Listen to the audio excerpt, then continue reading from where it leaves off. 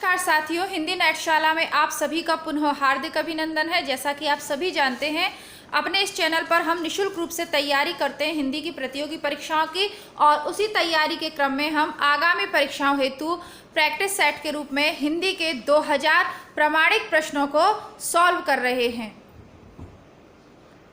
जिसके अंतर्गत आज यह आपका प्रैक्टिस सेट 20 रहेगा और हम यूपी टीजीटी का 2019 का प्रश्न पत्र सॉल्व करेंगे। 2016 में यह फॉर्म भरे गए थे और इनकी परीक्षा 2019 में यह आयोजित की गई थी। यह आपका एकदम ओरिजिनल और प्रमाणिक प्रश्न पत्र है।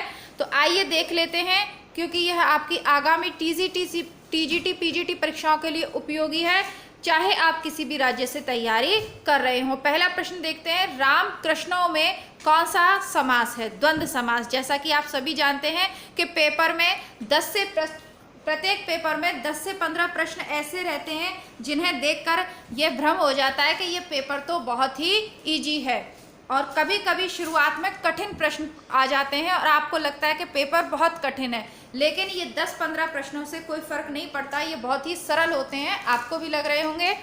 तो राम और कृष्ण दोनों पद समास हैं, दोनों पद समान महत्व के हैं, अतः द्वंद्व समास। सज्जनः पापाद जुगुप्सते का हिंदी अनुवाद है, सज्जन पाप से घृणा करता है। रामेण सह सीता वनम गच्छति, राम के साथ सीता वन में जाती है। तो टीजीटी लेवल में, टीजीटी के पेपर में जो आपसे संस्कृत साहित्य के प्रश्न पूछे जाते हैं, व्याकरण के बहुत ही इजी लेवल के होते हैं, कुछ साहित्य के प्रश्न पूछे जाते हैं लेकिन लगभग बराबर रिपीट होते रहते हैं। तो आपकी आगामी टीजीटी परीक्षा से पहले आपको मैं एक संस्कृत के नोट्स तैयार कर दूंगी, उसको आप देख लीजिएगा तो अच्छे नंबर आपके आ जाएंगे। आगे बढ़ते हैं, अब हमारा हिंदी साहित्य का इतिहास यहाँ से प्रारंभ हो रहा है। सुबह दोपहर शाम किस प्रसिद्ध उपन्यासकार की रचना है? सही उत्तर है कमलेश्वर। जो नए विद्यार्थी, आगे वीडियो में हम 125 प्रश्नों को करेंगे सॉल्व, लेकिन जो नए विद्यार्थी पहली बार चैनल पे देख रहे हैं इस वीडियो को, उन्हें मैं बताना चाहूँगी कि हमारे चैनल का ही एक दूसरा भाग है हिंदी बुकशाला, जहाँ निःशुल्क रूप से किताबें उपलब्ध हैं, तो आप वहाँ पर ज़रूर देखें। मैं ऐसा इसलिए कह रही हूँ क्योंकि जितनी भी आपकी गद्य विधा से संबंधित ये रचना, हिंदी साहित्य का सरल इतिहास बुक हम बुकशाला पर पढ़ रहे हैं, और ये समस्त रचनाएं आपको हिंदी साहित्य का वस्तुनिष्ठ इतिहास इसी चैनल पे मैं आपको पढ़ा रही हूँ, तो ये सभी प्रश्न आपको मिल जाएंगे। एक भी प्रश्न आपका टीजीटी का हिंदी साहित्य का सरल इतिहास और वस्तुनिष्ठ इतिहास दोनों किताबों के बाहर नहीं जाएगा। ये आप स्वयं चेक कर सकते हैं, हमने जितना पढ़ा है वो प्लेलिस्ट में उपलब्ध है, बस आप दोनों किताबों से देख लीजिएगा।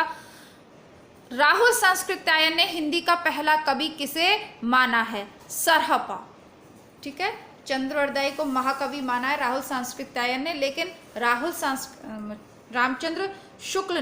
रामचंद्र शुक्ल ने चंद्रवरदाई को हिंदी का प्रथम महाकवि और पृथ्वीराज रासो को प्रथम महाकाव्य माना है, लेकिन राहुल सांस्कृत्यायन ने सरहपा को माना है। किस इतिहास लेखक ने अपने इतिहास ग्रंथ में लगभग 5000 कवियों का विवरण दिया है? सही उत्तर है मिश्रबंधु। जिस प्रश्न में व्याख्या की आवश्यकता नहीं है, मैं वहां व्याख्या नहीं करूंगी, केवल आपको प्रश्न और उत्तर बताऊंगी ताकि आपके समय की बचत हो। गौड़ीय संप्रदाय के प्रवर्तक आचार्य कौन थे? चैतन्य महाप्रभु। अष्टछाप में कवियों की संख्या कितनी थी? 8, जिसमें से 4 वल्लभाचार्य के शिष्य थे और 4 विठलनाथ के शिष्य थे। सूफी कवि नूर मोहम्मद की रचना का नाम है अनुराग बांसुरी और इंद्रावती। ऑप्शन बी और डी दोनों ही उनकी रचनाएं हैं, अतः आयोग ने इस प्रश्न को हटा दिया था। संत कवि गुरु नानक देव का जन्म कहाँ हुआ था? सही उत्तर है तलवंडी। आगे देखते हैं, श्रृंगार और वात्सल्य रस का सम्राट किसे कहा जाता है? बहुत ही इजी प्रश्न है, सूरदास। भक्ति का प्रारंभ कहाँ हुआ? दक्षिण भारत। आप कबीर की पंक्ति याद कीजिएगा, भक्ति उपजी द्रावड़ी लाए रामानंद, और उसके बाद है ना, कबीरा प्रकट किया 7 द्वीप 9 खंड, इस तरीके से पूरी पंक्ति है। ज्ञानदीप के रचयिता हैं शेख नबी। मंझन की रचना आपको पता ही है, मधु और मालती मंजन करती हैं, कुतुबन मृगावती, मृग वन में आवती आता है। उस्मान की है चित्रावली, उसके समान चित्रों की अवली कोई नहीं बना सकता। ये सारी ट्रिक मैंने आपको करवाई थी, बचे शेष नबी, तो इनका क्या है? नबी ज्ञान द्वीप। सूरदास के दृष्टकूट पद किस काव्य ग्रंथ में संकलित हैं? साहित्य लहरी। इसमें एक भी प्रश्न ऐसा नहीं है जो पुराने प्रैक्टिस सेट में हमने नहीं किया है। 20वें नंबर का आज आपका ये प्रैक्टिस सेट है और ये प्रश्न आपके पुराने प्रैक्टिस सेट्स में रिपीट हुए हैं। मैं बार बार कह रही हूँ कि पुराने पेपर आप किसी भी परीक्षा की तैयारी कर रहे हो, टीजीटी पीजीटी दोनों की प्लेलिस्ट चैनल पे मैंने क्रमबद्ध रूप से लगा दी है।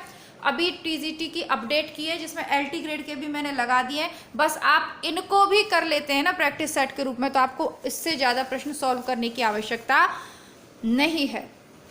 केशव दास की कृति कौन सी नहीं है? सरल इतिहास बुक में बुकशाला पर कल ही हमने पढ़ा है।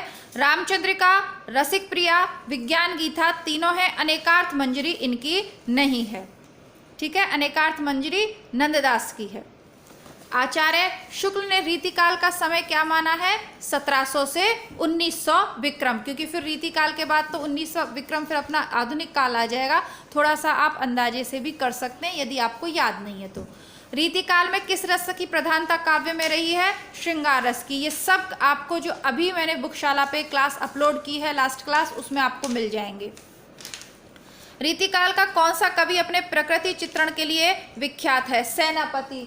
बिल्कुल वहीं से जैसा कि मैंने आपको कहा, अब आपको बिल्कुल भी आप इस चीज़ के लिए वो ना हो कि ये छोटी सी पुस्तक है, हमारे किस काम की है। कल मैंने आपको रीतिकाल को प्रारंभ किया था। रीतिकाल को प्रारंभ करते समय आपको मैंने उससे संबंधित कुछ प्रमुख आपके लिए परिस्थितियां, नामकरण वगैरह बताया था। उसी में इसको आपको इसके बारे में बताया था। देखिए ये रीतिकाल हमने यहाँ प्रारंभ किया और अगले ही पेज पर यहाँ पर केशव दास को हमने पढ़ा।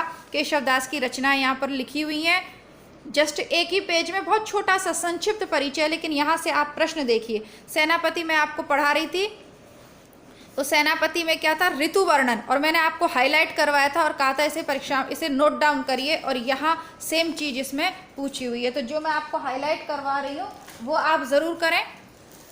ब्राह्मण पत्र के संस्थापक और संपादक का नाम है प्रताप नारायण मिश्र, और ये थोड़े से कैसे थे? विनोदी स्वभाव के थे। ये आप इनके नाम के साथ जोड़ लीजिए, आगे जब हम पढ़ेंगे तो बहुत काम आएगा। छायावादी कवि कौन नहीं है?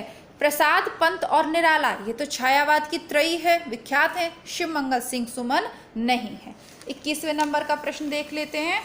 कुरु कुरु स्वाहा उपन्यास के लेखक हैं मनोहर श्याम जोशी। एक इनका अन्य और प्रसिद्ध उपन्यास है मनोहर श्याम जोशी का कसब, काफ़ी फेमस है।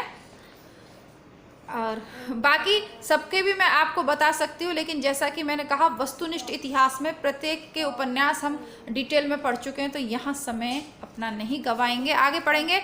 आवारा मसीहा के लेखक कौन है?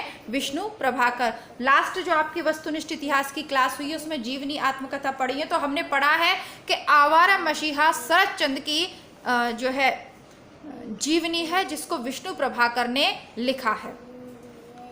कामायनी में कुल कितने सर्ग हैं? 15। रत्नाकर कृत उद्धव शतक किस भाषा में लिखा है? तो जगन्नाथ दास रत्नाकर आधुनिक कवि हैं, किंतु इन्होंने ब्रज भाषा में लिखा है। किस नाटक में नारी के पुनर्लगन की समस्या उठाई गई है? ध्रुव स्वामिनी। तो जयशंकर प्रसाद के नाटक हमने हिंदी बुकशाला पर पढ़े हैं, तो प्लेलिस्ट बनी हुई है, जयशंकर प्रसाद के नाटक आपको मिल जाएंगे। किसने सर्वाधिक ऐतिहासिक नाटक लिखे हैं? सही उत्तर है जयशंकर प्रसाद। सन 1975 के बाद की कविता को इनमें से क्या नाम दिया गया? तो जो 75 के बाद की कविता है उसे समकालीन कविता हम कहते हैं। देखिए, स्वतंत्रता के बाद जो 50 से 60 के मध्य में जो कविता लिखी गई उसे नई कविता कहते हैं, और समकालीन कविता कहते हैं 1975 के बाद जो कविता लिखी गई। राग दरबारी उपन्यास के लेखक श्रीलाल शुक्ल।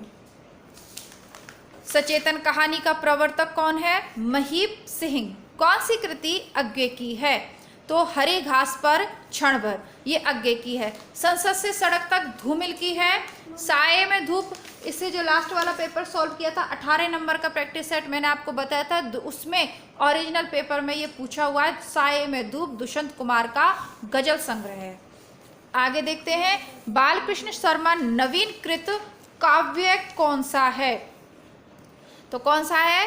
हम बिस्पाई जन्म के। रेणुका, हुंकार, ये सब दिनकर की रचनाएं हैं। हिमकिरीटिनी माखनलाल चतुर्वेदी की है। मिलन नरेश मेहता का है। तो ये बची हमारी हम विश्वाई जन्म के, तो ये है बाल कृष्ण शर्मा नवीन की।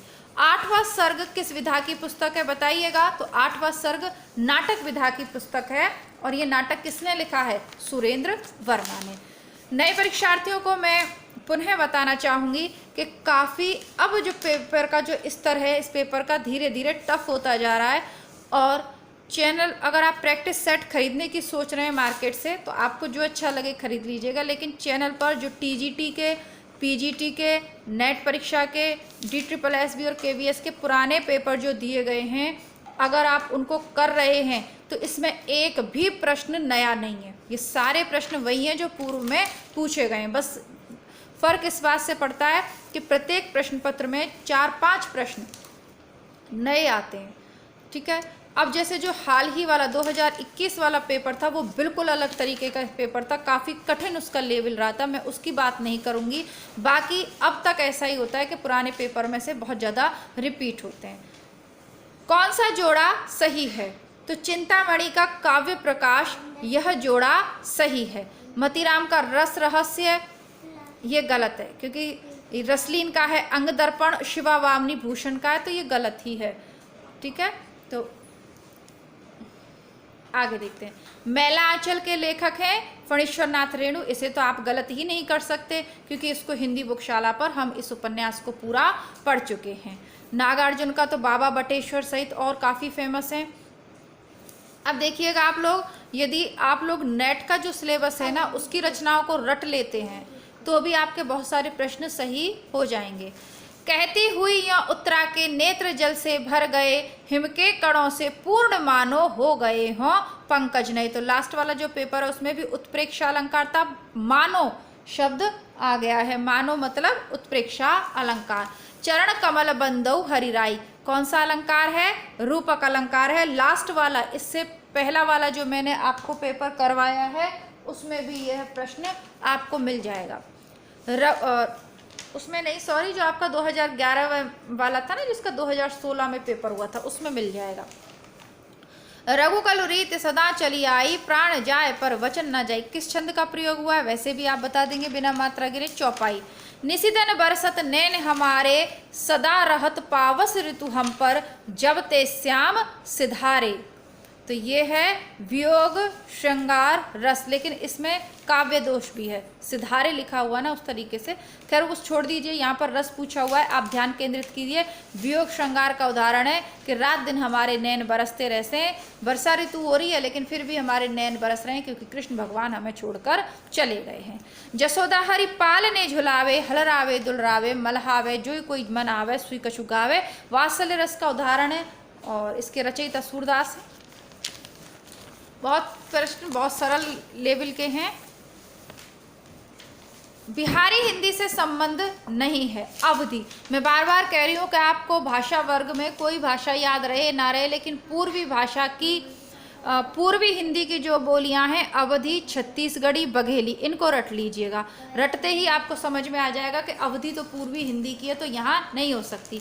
मगही किस प्रदेश में बोली जाती है? ऊपर ही प्रश्न पूछा है, सही उत्तर है बिहार। सिंधी भाषा का विकास अपभ्रंश की किस बोली से माना गया है? ब्राचड़।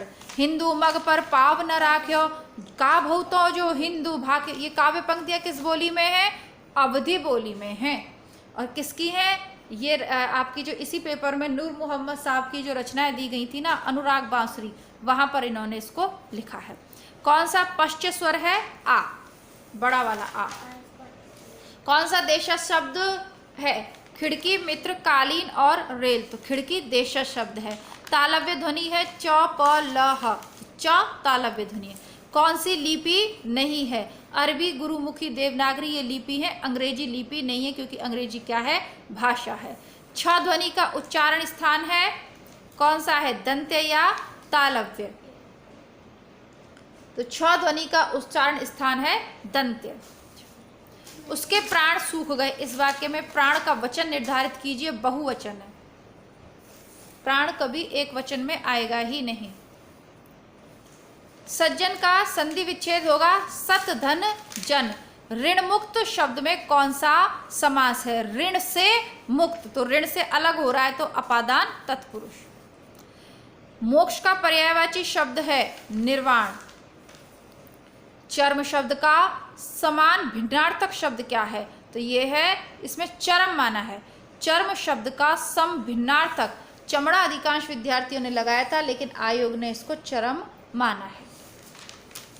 खाक में मिलाना मुहावरे का सही अर्थ है नष्ट कर देना। इनमें से कौन सी कालिदास की दूसरी रचना है? अभिज्ञान शाकुंतलम। अब वैसे ये प्रश्न देखी जाए तो ये गड़बड़ है और इसको आयोग ने हटा दिया था बाद में। अब ये कोई बात नहीं है कि आप कालिदास की दूसरी रचना, अरे कालिदास की रचना कौन सी है इतना ही पूछ लो। हम संस्कृत का पेपर नहीं दे रहे हैं, हिंदी का पेपर दे रहे हैं, लेकिन ठीक है, इसको हटा दिया गया था बाद में, विवादित रहा था काफ़ी। मालती माधव किसकी रचना है? भवभूति की है, पुराने प्रैक्टिस सेट में कर आए हैं। दशकुमार चरित दंडी की है। रामू घर से निकला, इस वाक्य में घर से में कौन सा कारक है? सीधी सी बात है, अपादान कारक है, क्योंकि रामू घर से अलग हो रहा है। गठरी शब्द क्या है? स्त्रीलिंग है। अत्याचार शब्द में कौन सी संधि है? यण संधि। उत्तर दक्षिण में कौन सा समास है? द्वंद्व समास। राम हो रावणम ममार में कौन सा लकार है? राम हो रावणम ममार, तो इसमें लंग लकार है। मति शब्द रूप में कौन सी विभक्ति है? प्रथमा, मति। इदम रमेशस्य पुस्तकम अस्ति का हिंदी अनुवाद कीजिए, यह राम की पुस्तक है। बालिका गच्छन्ति अस्ति का हिंदी अनुवाद है, बालिका जा रही है। सूफी साधना के 4 पड़ावों में कौन सा नहीं है? शरीयत, तरीकत, मलिकत और मार्फत। तो ये मलकत नहीं है, वस्तुनिष्ठ इतिहास में इसको दिया हुआ, उस बुक से आपको देख लीजिएगा। कुआनो नदी इसमें से किस कवि की रचना है? तो सर्वेश्वर दयाल सक्सेना की प्रसिद्ध काव्य संग्रह है कुआनो नदी। नाथ संप्रदाय के प्रवर्तक कौन थे? गोरखनाथ। महापुराण के रचनाकार हैं पुष्पदंत। रसमंजरी किसकी है? नंददास की। मृगावती के रचनाकार कुतुबन। मुल्ला दाऊद की तो चंदायन मालूमी और आलम की है माधवनल कामकंदला। मंजन की तो मधु और मालती मंजन करती है और मृगावती कुतुबन की। भ्रमर गीत का उपजीव्य ग्रंथ कौन सा? श्रीमद् भागवत महापुराण। ये सब मैं आपको करवा चुकी हूँ। ये वाला प्रश्न मैंने आपको कल ही परसों की कक्षा में आपको भक्ति साहित्य में सूरदास को पढ़ाया था, तब कराया था कि ये पूछा जाता है, हाईलाइट करवाया था। विनय पत्रिका की रचना ब्रज भाषा में हुई है। कौन संत कवि नहीं है? तुलसीदास नहीं है, ये भी रिपीटेड ही है। राघव चेतन के सूफी काव्य का पात्र है पद्मावत। कुतुबन द्वारा रचित ग्रंथ है मृगावती। अब देखिए ये 71 और 76 दोनों नंबर का ये जो प्रश्न है ना, ये एक ही प्रश्न है। राम भक्ति शाखा में रसिक को उपासना का समावेश किसने किया? अग्रदास ने। सरल इतिहास में हाईलाइट करवाया। ये प्रश्न आपको हर जगह नहीं मिलेगा, किसी भी गाइड में नहीं मिलेगा, मोटी मोटी ग्रंथों में भी नहीं मिलेगा, लेकिन सरल इतिहास बुक में ये मिल जाएगा आपको। इसी शब्दावली में मिल जाएगा, रसिकोपासना यही शब्द दिया। और ये प्रश्न नेट में भी पूछा था कि श्रृंगार रस की रचनाएं किसने की हैं राम भक्ति शाखा में। मदनाष्टक के रचयिता रहीम। केशवदास को किस वर्ग में रखना समीचीन है? रीतिबद्ध कवि हैं। शिवा बावनी के रचयिता भूषण। भारतेंदु युग का एक अन्य नाम पुनर्जागरण काल। जागरण सुधार काल किसको कहते हैं? द्विवेदी युग को। और पुनर्जागरण भारतेंदु को। भारतेंदु युगीन लेखक कौन से हैं? तो प्रताप नारायण मिश्र। तार सप्तक का प्रकाशन 1943 में अज्ञे ने किया। कौन सा उपन्यास यशपाल का नहीं है? दादा कॉमरेड, दिव्या, झूठा सच तीनों है। कब तक पुकारू नहीं है, क्योंकि कब तक पुकारू तो रांगे राघव का है। तीसरा सप्तक का प्रकाशन 1959 में हुआ। देख लेते हैं हमारा 86 नंबर का प्रश्न। पुष्प की अभिलाषा नामक प्रसिद्ध कविता के रचयिता कौन है? माखनलाल चतुर्वेदी। आधुनिक मीरा किसे कहा जाता है? महादेवी वर्मा। प्रकृति का सुकुमार कवि पंत को का। सुकुमार राजकुमार किसे कहा जाता है? वैसे यहाँ पूरा नहीं, सुकुमार कवि कहते ही हम पंत पे निशान लगा देते हैं और लगाया भी है, लेकिन यहाँ पूछ रहा है सुकुमार राजकुमार किसे कहा जाता है? तो निराला को कहा जाता है। ये बड़ी ये बड़े सरल और बड़े ट्रिकी लेवल के प्रश्न होते हैं जिन्हें रख दिया जाता है ज़बरदस्ती कंफ्यूज करने के लिए, क्योंकि आज तक बचपन से यही पढ़ा है प्रकृति का सुकुमार कवि पंत, लेकिन यहाँ राजकुमार कर दिया और निराला उत्तर कर दिया। बस यही प्रश्न मेरिट से बाहर कर देते हैं, क्योंकि रटे रटाए प्रश्न होते हैं, बिल्कुल ईजी प्रश्न होते हैं, एक जरा सा शब्द बदल दिया और बच्चों का भविष्य खराब।